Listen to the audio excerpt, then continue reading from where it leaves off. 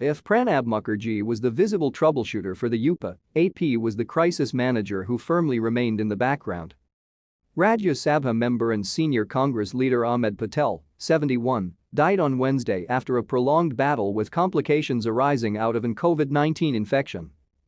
He had contracted the virus more than a month and a half ago, on October 1, and was treated at a private hospital at Faridabad before shifted to Gurugram's Medanta Medicity after his condition deteriorated.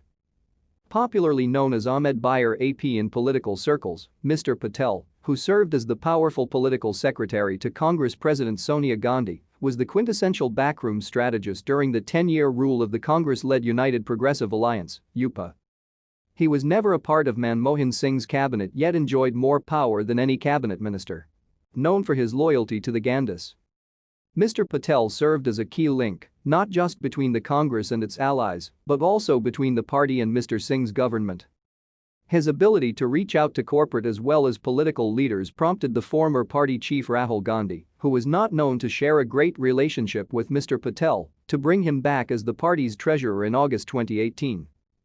With the coffers of the Congress party much depleted ahead of the 2019 Lok Sabha polls, Mr. Patel was expected to get donations from all quarters including industry leaders and help Congress put up a strong fight. If Pranab Mukherjee was the visible troubleshooter for the UPA, Mr. Patel was, inevitably, the crisis manager who firmly remained in the background. Late-night meetings at his 23 Mother Teresa Crescent residence or at Mukherjee's 13 Talkatora bungalow were part of every political reporter's check-out list whenever the UPA was faced with a crisis. Be it the alleged 2G spectrum auction scam involving DMK leaders or the walkout by the left party's Indo-US nuclear in July 2008, Mr. Patel was the man that the Congress party and Ms. Gandhi relied upon to save the UPA government. Corruption charges.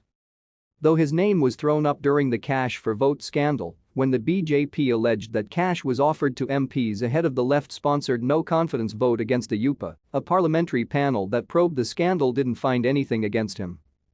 But Mr. Patel's image of enjoying extraordinary clout in the government because of his proximity to the Gandhi family often lent itself to attacks from the opposition that leveled serious charges of corruption against him.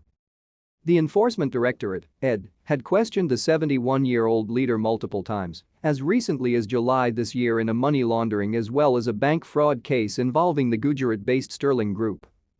Mr. Patel, however, called it as political witch hunt and vendetta by his rivals. While Mr. Patel's stature grew nationally, the Congress in Gujarat shrunk over the years, and many blamed his towering presence as the reason why no local leader could grow in the state. Handpicked as a parliamentary secretary by former Prime Minister Rajiv Gandhi in 1985, Mr. Patel had represented the Barich constituency thrice, 1977, 1980 and 1984, as a Lok Sabha member. Few years after his defeat in the 1989 Lok Sabha polls, he entered the Rajya Sabha in 1993. Since then, he has been elected to the upper house multiple times.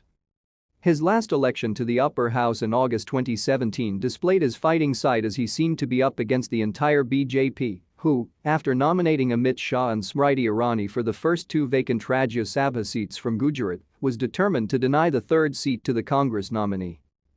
The BJP not only fielded a third candidate, but 6 Congress MLAs had resigned from the assembly just days before the election, making it difficult for Mr. Patel to secure 44 votes for a win.